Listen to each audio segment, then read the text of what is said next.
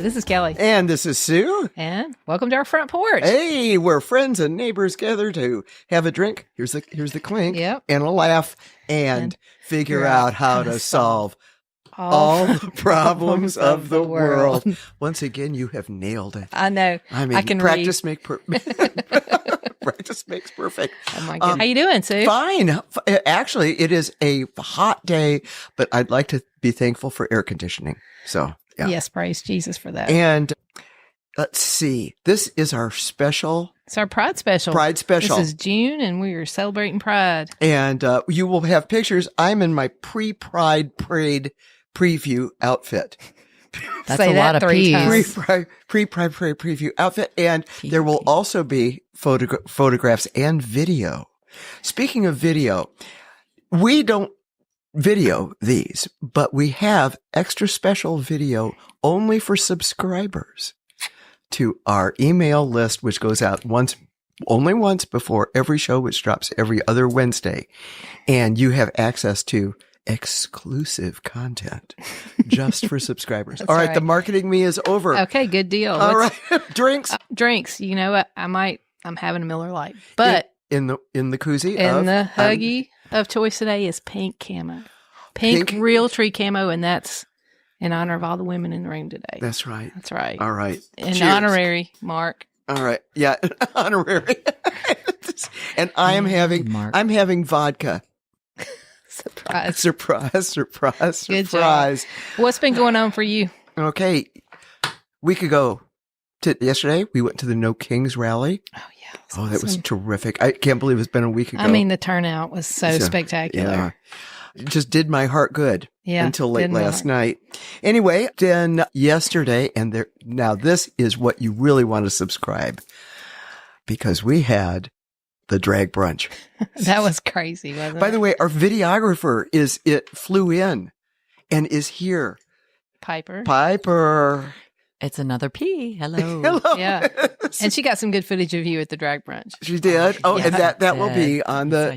Yeah. This is Pride Month. It is the most joyous, happiest, you can possibly be. That's right. Yeah. What else, though? There's something else happened last night. Well, we're taping this on Sunday, June 22nd. I went to wrestling. It looked like you won the belt. CFC, the CFW. I don't know what the fuck it is. CCW, the Continental Coastal Wrestling League. And hey, I should put that video and You know what? Definitely, you don't want to deprime anybody of that. No. People That'll need to be see free that. content. That'll be on our socials and on the website, which is frontporchaf.com. On the World Wide Web. It is on the World Wide Web, on the interwebs. Mm-hmm. We might actually pay you to watch it. Exactly. That might be where we are with that. Listen, I have so many $1 bills left from the drag brunch. I just, I'll just fan them out. Nobody leaves with money from a drag brunch. I forgot them. It was in a separate pocket. Oh. It was my emergency after I went through the first wad, Yeah. That's what my prom date said. It's your second one. Oh my gosh. It's getting rough in here. Let me tell you what I've been doing, though. What have you been doing? It's summertime, so it's like, oh my gosh, there are ticks everywhere. And I've been mowing and bush hogging in the back and trying to clear some stuff. And I have had ticks in places that nobody should go. There will not be pictures on the web. But everybody should just beware, put on your DEET, whatever it takes if you're going outside. Protect yourself. Yeah, because there's the cats, the cytoxoin. No, talk regular stuff, not science. Bobcat fever. Bobcat fever. Thank That's you. for the cats, right? Does it only affect cats named Bob? Anyway, yeah. So there's a lot of ticks out there. So everybody be careful if you're going outside this summer, if you're out in the grass, whatever. And chiggers are out too. Yep. They've kicked back in. So put your bug spray on. And the other thing, like really cool stuff for Davidson County is that's Davidson County, Nashville, Tennessee, right? And it's free trees for Davidson County. It's Root Nashville, so you can go online. We'll have that link on. We'll have that link on the website. You can get 3 free trees for every property. Mm-hmm. Anybody in Nashville can get 3 free trees. My crabapple is courtesy of Root Nashville. Root Nashville. So check that out. It's a Cumberland River Compact plan to plant 500,000 trees by 2050, which is pretty amazing. Will I be around? No. Yes. Thank you. A vote of confidence, at least from the videographer. Yeah. You know. Are we to mailbag yet? Yeah, go into mailbag. We're kind of rushing through because we want to give our guest, our special guest. Yeah, we have a special guest today. Okay. So anyway, mailbag. I got a letter from the Florida Bar Association. Oh my gosh. Yeah. Did you apply to take the bar exam? No. They wrote to advise me that my petition on behalf of disbarring Pam Bondi was being denied because, and you're going to love this, the Florida Bar does not investigate or prosecute sitting officers appointed under the U.S. Constitution while they are in office. It's so nice that somebody's paying attention to the Constitution. I mean, And it's Florida. And it's Florida. Amazing. And it says you may refile your complaint once the above named lawyer no longer serves in such a position. This is going in my to-do list. Yes. Yeah, that's an By the way, invitation. guess who else? Guess who got a copy of the letter? Who? Ms. Pamela Joan Bondi. It has my address on it. Oh, no. Bless your heart. And, by the way, I met, and you got to tell, you got to tell about the compliment that we got paid. Oh, I know. And I met Nancy Oh, at you the got drag bunch. Yeah, we got a note in the mail from Nancy who listened to the show, and she said, Sue is my spirit animal. And I figure we need T-shirts that say that. JVL is always right, and Sue is my spirit animal. Exactly. Oh, my gosh. Thanks, Nancy, for the feedback. Oh, thank you. Yeah, and that all feedback not only is appreciated, but also gets used not with your last name, but we do put it up on the web under feedback. Yep. You know So what? anyway, that kind of sums up the mailbag, I think, for today, and we want to move on to the next thing. And today's our, like we said, our Pride special, and we want to start with right off the bat. Sue, you're a huge ally. You've got a flag in your front yard. You're wearing rainbow today for sure. Everything else was dirty. So tell us about Pride. Like, why is it important to you? What does it mean to you? Well, when I knew you were going to ask me this question, I thought back, and I know that you don't know this, but I'm a lot older than you. I started going to Catholic school started going to public school in 1952 for kindergarten, then I went to Catholic school. And in the 50s, if you wore purple on Thursday, you were queer. Now, it was a bad thing. Ooh, you're queer. I had no idea what queer was, of course, but it was just something that you shouldn't be. And then, a little later, when I got to be 12 or 13, I understood what queer was.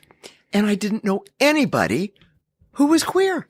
There was absolutely not a single person in my whole world that I was, who was homosexual. Funnily enough, by the end of the 60s, there were more people that were homosexual. Mm-hmm. And then in the 70s, there were a lot more people. And by the 90s, there was a whole bunch of people. And I got me to thinking, they didn't turn.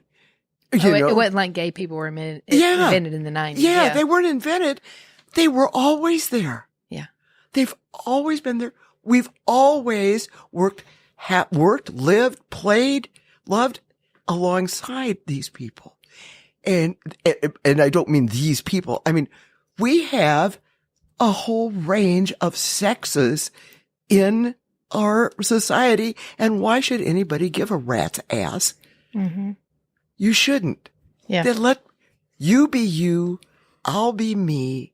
And that's, my dad always used to say, you go to your church, I'll go to mine. Hey, Sue. Yeah. The editorial content here from the videographer is that sexes are different from gender. Oh, you're right. I'm sorry. And you are absolutely right. As an old university press person, I should know this. Yes. Sex is different from gender.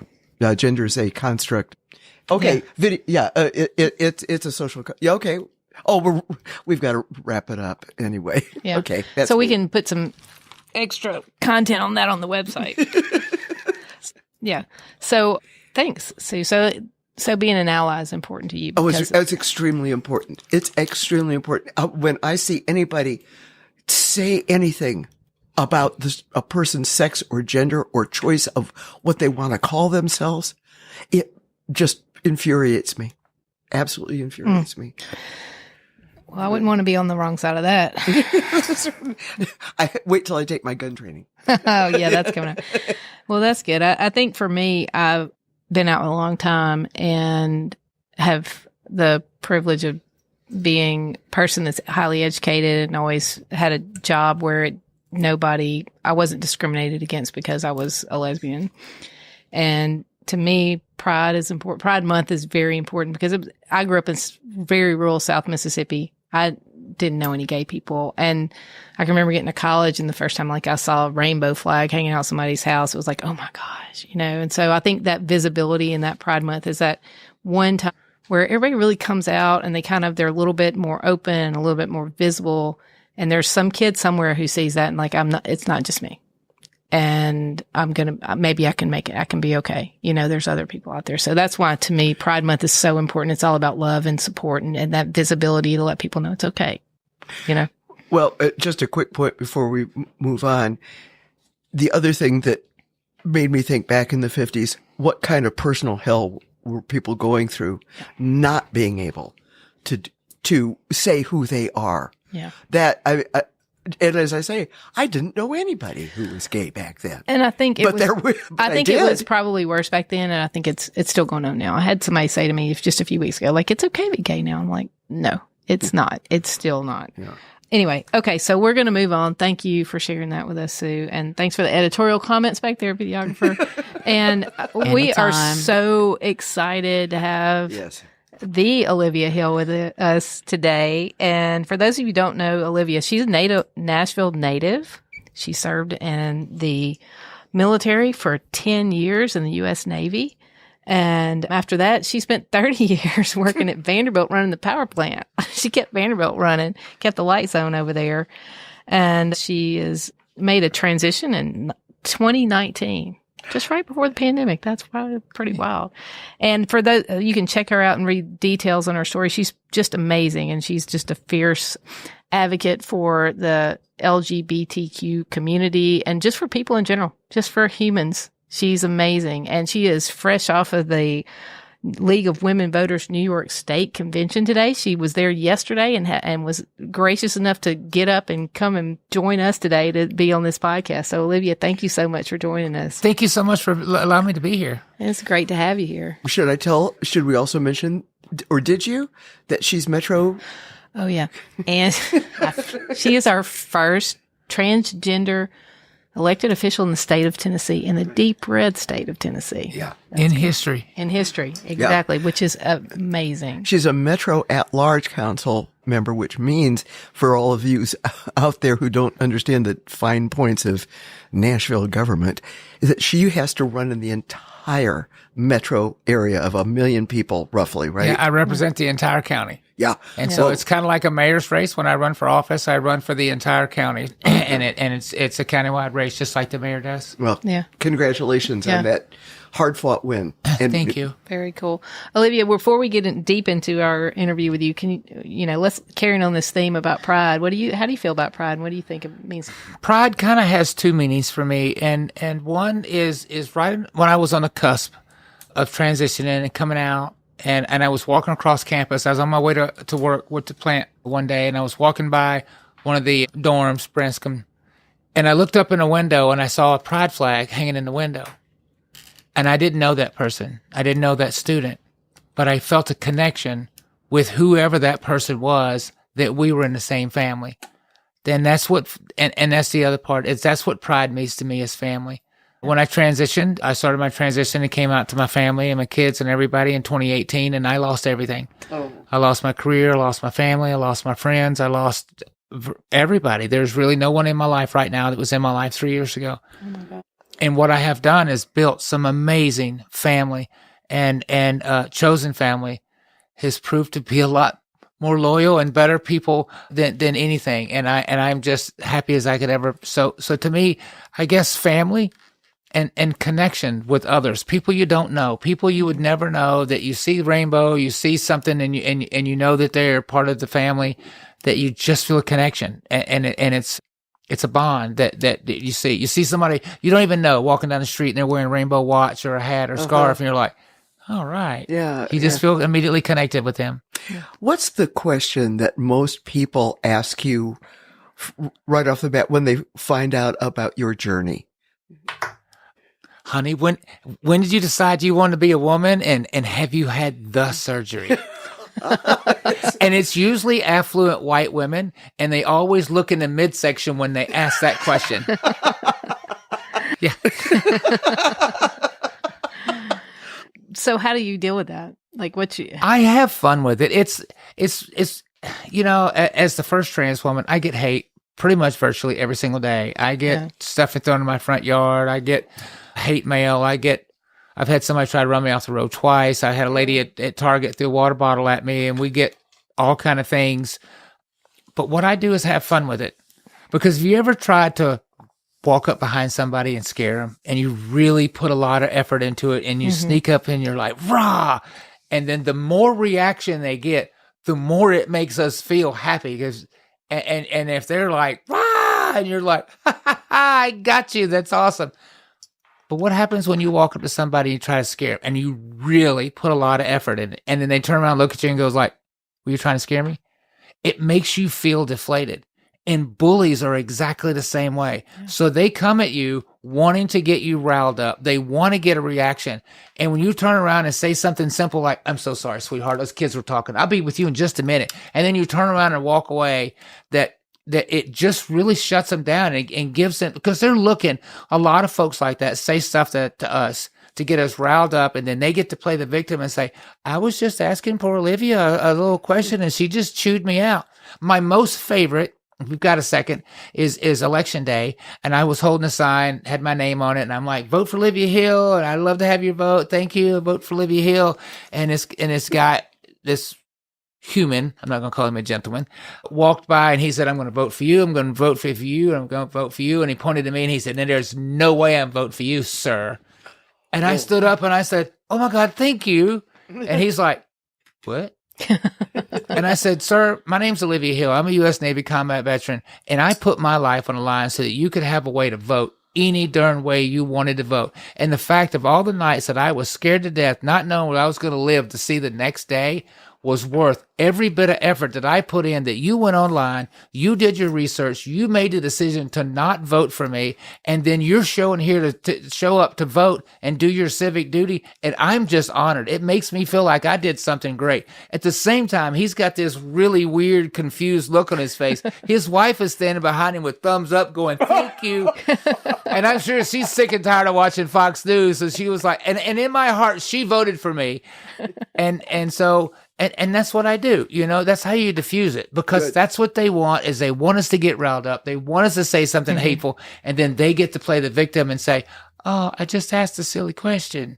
And so I take that power away from them, because when you give someone an opportunity to control your feelings, they don't deserve it. They got you then. Olivia, how do you find the courage to deal with that? All of this, like the courage to transition, and then knowing like you are going to be facing a lot of hate and stuff. I tell people that my egg cracked and I could just not live the lie anymore. I had to be me. I didn't know what it was going to cost. I didn't know what's going to happen. And like I said, I've lost everything. But stop and think for a second what your greatest wish in the whole world is.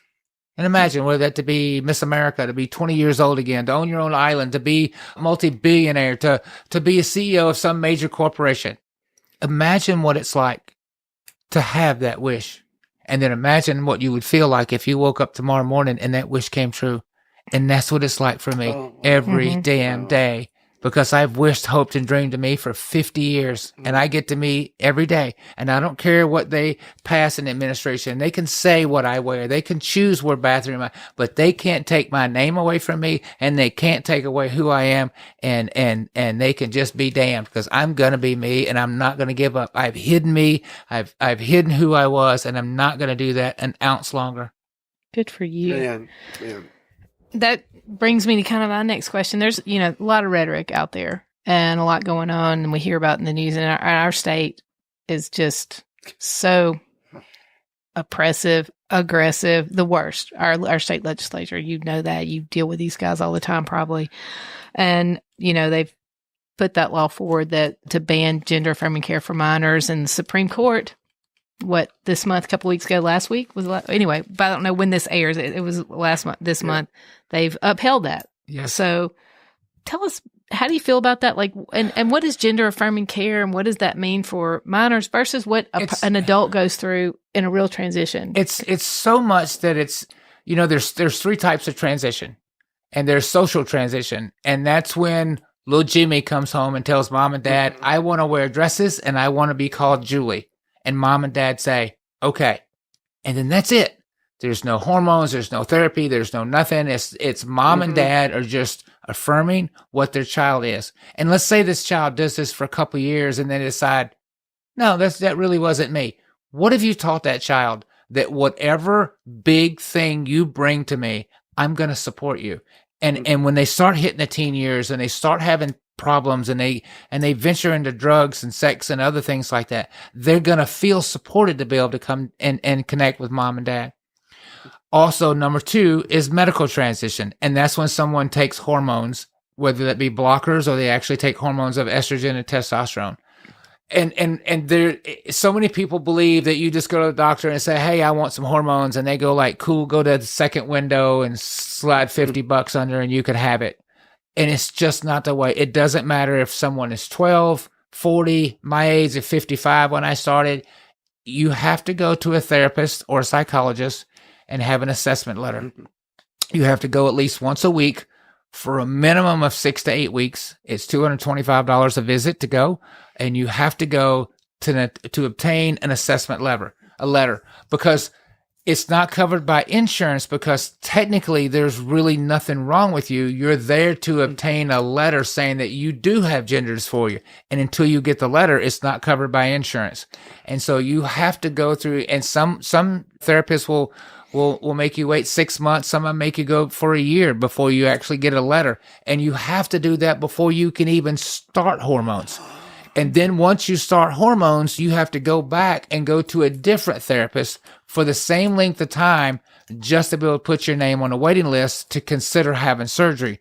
And then once you get your second assessment letter, you have to go to a third time to get a third assessment letter from a third person to be able to actually have your surgery. So all these lies that they're doing this between second and third period in middle school, they're putting out litter boxes, is just rhetoric. It's just a lie. It's just not true. And there's almost it's less than 0.1% of people that ever have gender affirming care under the age of 18. And it's usually trans men who didn't start blockers early enough. They become very well endowed, and they've actually developed back problems because they become so well endowed, and they have top surgery for medical reasons more than it is for gender affirming care. Almost no one is having bottom surgery under the age of 18. Almost no one. What about gender affirming care for individuals who aren't transitioning, aren't transgender, don't think that, but they need, what does this law do for young women who might need? Well, the thing that so many, and it's the rhetoric and the lies out there, is so many people say that, oh my gosh, you just don't know what these blockers are doing to these kids and how it's going to harm them and how things are going to happen later in life. And let's back up a little bit. These blockers were developed in the 50s, and they were not developed for trans people. They were developed for young girls who have a disease called, or a condition called CPP, and some of them start their cycle as early as 6, 7, and 8 years old. And so what that does is it pauses. It stops them from having their cycle until they become 12, 13, 14, whatever mom and dad and the physician feels is a good time. And then they stop taking the blockers and they continue on with normal puberty. Some of them actually have the same thing, and they actually develop really super high levels of testosterone, which comes from the adrenal glands, and they take testosterone blockers so that they, during development states, they don't get a deeper voice, they don't get facial hair, they don't get these big muscles, and they don't become super masculine, and they're allowed to progress as a normal young girl. 3 to 5% of all young girls have CPP. Less than 1% of folks in the United States are trans. So this is targeted at trans, but it affects straight cisgender girls more than it affects trans folks. And that's the thing that people don't see. Well, it's good. It's because it's not publicized. Correct. And it's not when the debate is, the debates aren't covered or the debates are blocked. And, it is. It doesn't fit the narrative. Yeah. It doesn't fit the narrative. That's right. Yeah. Just an editorial comment here for those who don't know. CPP is central precocious puberty. It's such a condition when the child's body releases puberty hormones too early, leading to an early physical and sexual development. Good. Yeah. By the way, all these things that we're talking about, we will have links on our website so that people can learn more. That's one of the big things that we want people to take away from this is find out the facts. Right. Yeah. And I think that kind of, Olivia, you are so brave and so open and willing to talk to anybody about anything, but a lot of people aren't. And a lot of people don't have that, don't have the ability to really be in spaces and they need allies. It's representation. Yeah. It's representation. And that's what matters the most to me is for the very first time in the state of Tennessee, is young trans youth can turn the TV on and say, I can be what I see. Yeah. And we've never had that. And it's hard. And I get hate and I get meanness and I have a hard time. And sometimes I just go home and have an adult beverage and just cry. But my fuel is when I'm standing there and I'm at a speech and I have a young mom come up that has a trans child and grabs a hold of me and hugs me and just loses it and just cries and thanks me for being on the front line to be there for their trans child to see somebody that's out there succeeding. They transitioned, they made it, they're living, they become elected, they're working in life, and they're a normal person in society. And that's what keeps pushing me. Yeah. Great. What can people, how do allies help? Yeah. The biggest thing is there's really two types of allies. There's the type of allies that says, "Oh my God, Olivia, I support you 100%. I love the trans and I've got a trans friend, you," and and there's that person. And then there's the ally that is sitting in a space of a bunch of cisgender people, and somebody said, "Well, I don't like them trans people in the sports and this, that, and the other." And they stop and they stand up for you when there's not another trans person around. And that's the kind of ally that we need, and we need way more of them. And we can get people to stand up for us and speak for us when we're not around. That's when the real magic happens. Because when I share something with you and then you go and share it with somebody, they trust you a lot more than they trust me. And so they hear it, and then they tell somebody else, and that person tells somebody, and that's how Amway and Tupperware got started. But that is actually the truth, that hearing something from a trusted friend, a trusted family member has a far greater impact on the way you form your own belief system than a telemarketer on TV or a politician saying. But if somebody comes and sits and talks with you on the front porch in an accepting environment, and you have a real conversation without anger. Yes. That, please, dear, please, dear goddess above. We're going to get there. Yeah. I hope so. We're on the way. And Olivia's blazing that trail. Well, if you look at it, if you look at the South and you look at the horrible redness of the state of Tennessee, and I ran my office, I had 22 opponents when I ran. And I had a lot of people that wouldn't give me money because they're like, "Oh my God, Olivia, you're awesome. You're smart. You're amazing. I'm going to vote for you. I'm telling everybody I can vote for you. But honey, I can't give you money because that'll show up on your disclosure. And I don't want my friends to know that I helped a trans person, or I'll lose my business, or I'll lose my practice. I'll lose my company. I'll lose friends. I'll lose people. So I can give you cash." And I'm like, "Honey, I ain't a Republican." So what they need to do never mind. I was gonna make a terrible joke about secret contributions in the United. Yeah, as a trans person running for office, I've got a lot of eyes watching me, hoping that I fail. So I have to cross every single T, dot every single I, every single day of my life. Yep. Well, wow. That's Do you feel like, in just the last few minutes here, as your trans is very visible, you're out there and you're unapologetic, which is wonderful. I love it. How do you do your job does it ever interfere with being able to just like, okay, I need to do my job as a Metro counselor? How do you separate all that? Because you've got when I walk in the session, my name is Olivia Hill and I'm Metro Council at Large. And the folks in Nashville and Davidson County elected me to fix the broken parts of Nashville. And that's what I do. I ran my entire race as a qualified human to have a right to sit at the table. And I don't push any trans issues. I push very little trans legislation. I concentrate on my experience. By trade, I'm a plumber, pipe fitter, welder, high voltage electrician, diesel mechanic, jet engine mechanic, boiler specialist, and I designed a control system that's currently running Vanderbilt Power Plant, which basically means I'll make some wonderful woman a great wife, because not only can I cook you dinner, I can fix your car while you're taking a bubble bath. So if that isn't the best end to an interview I have ever had, that is, thank you. Thank you, Olivia. And thank you for being with us, and we're looking forward to seeing you Saturday. Next Saturday, because it's coming up Saturday in the Pride Parade. Right. Everybody come down and see us. This show airs the 25th. It's Wednesday.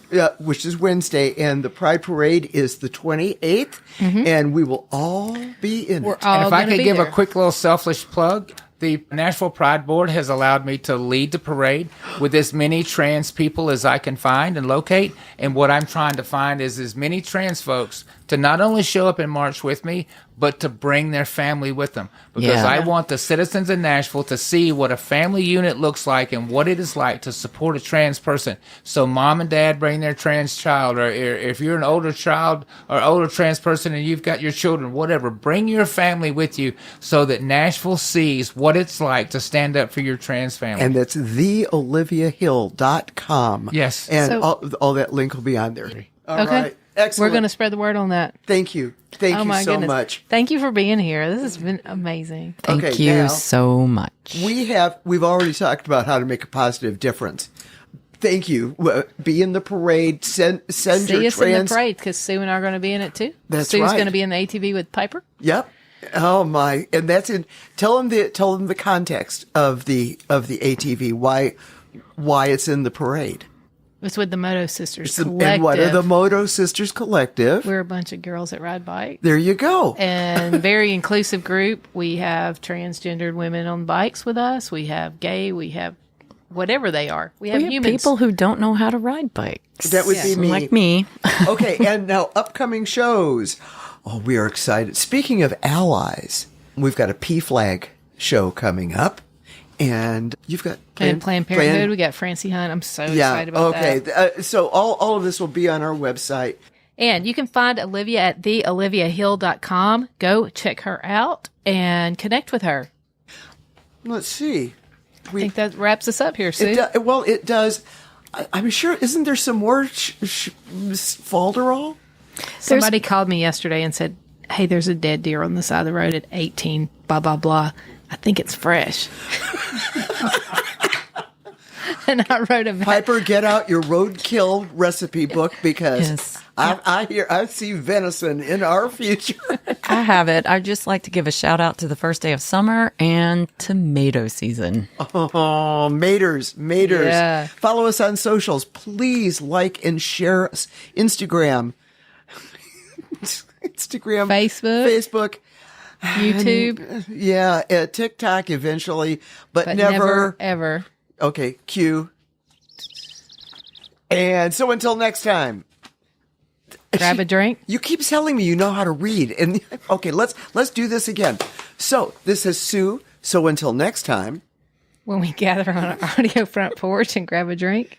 And solve all the problems of the world. I know it's wrong. I typed it wrong. Yes, you did. Bye, y'all. Bye, y'all.